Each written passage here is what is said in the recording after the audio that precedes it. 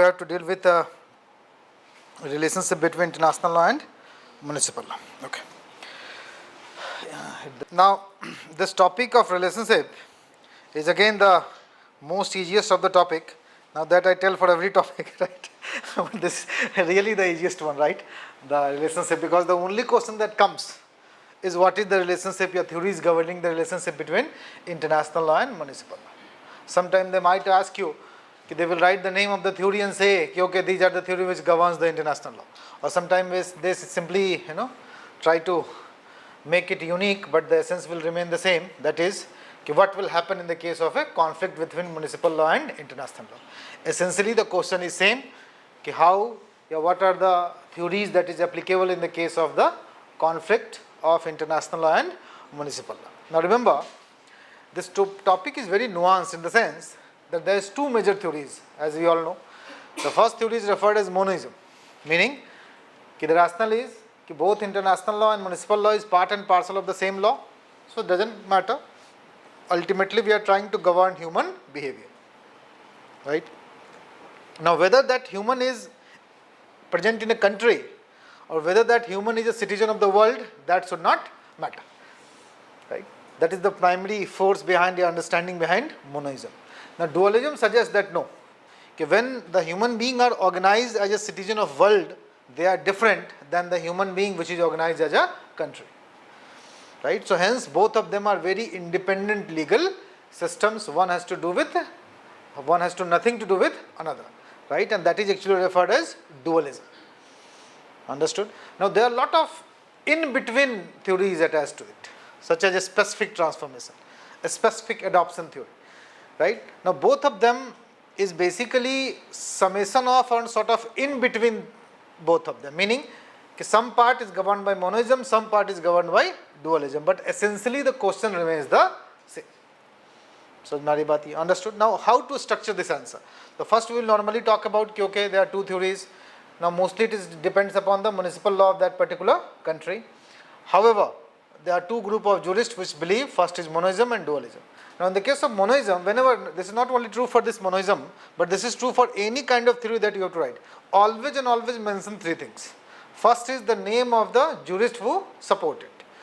Anzilotti, Oppenheim, jo humne padha, both one or another of them will be supporting it. Second, what are the major postulates? I will dictate you, not to worry. I am just telling you the structure. Right? What are the major postulates, assumption for that particular theory, and then the criticism. Now in the case of monism and dualism, the important thing that you must deduce is that the support of one is criticism of other. Think about it. What is the support of monism? Ultimately human beings are same. What will be the criticism of dualism? No, that is wrong. Ultimately human beings are same. It doesn't matter whether they are organized as a society or as a country or as a citizen of world. Getting my point, right? So what we will do, we will simply understand few lines about monism and dualism, write the name of the jurist and the basic postulates. Then come the second aspect, what will happen in the case of conflict in India? What is the scenario of India? So Naribati, clear, understood? Okay, so what will happen when there is a direct conflict? What will happen when there is an indirect conflict? What will happen when there is no conflict? So if there is no conflict, India is a signatory, then the only thing will happen that particular treaty or that particular convention will have a persuasive value.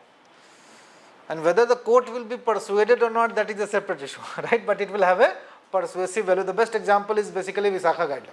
Vishaka Guideline, what happened? There was no law in India with regard to sexual harassment of women at workplace. Now what to do? Then there was a convention in 1978-79 somewhere, whereby India attended the conference, did not sign the treaty, but when that resolution was passed, India was one of the member who voted for the resolution. The court took as a inspiration, no, India in how directly agreed to, and whatever that was written in that convention, they passed as a judgment that became very famous, Vishaka Guideline. So that has to be quoted also here. So हमारी बात, तो direct conflict में क्या होगा? Municipal law will prevail. Indirect conflict है तो the court will try to reconcile it, and there is no conflict, then what will happen? It will have a persuasive value. That's it. हर एक segment में एक case लिख लेंगे. Clear हो गई बात ये? Clear है, right? Now there were older questions, 2013 के पहले questions, but they also used to ask what will happen in the case of US, या what will happen in the case of UK. Now they no longer ask this question, क्योंकि हम लोग mostly UK follow करते हैं, ठीक है? US में plain and simple है, यूएस एक्चुअली पे बेटर है इन द सेंस, मतलब ये प्रोविजन है इन देयर कॉन्स्टिट्यूशन कि if there is international treaty and Congress has ratified it, Congress has ratified that treaty becomes law of the land. India में ऐसा नहीं, even though parliament ratifies the treaty it do not become the law of land. उसके लिए पूरी की पूरी जो legislative process है, बिल आएगा, पास होगा, then only it becomes law of land. Right, so if there is international law in India, it need to be very concrete or very effective. You need to make a law in pursuance of that international law. But in US, that is not the case. Once it is ratified, it becomes part and parcel of their law of the land. India में ऐसा नहीं. समझ में आ रही बात? हम लोग British को फॉलो करते हैं, वैसे British don't much bother about other countries' interest, right? So that is the we also follow this. ठीक है? Understood this particular point? Structure समझ में आया इस पूरे आर्टिकल का? Very simple.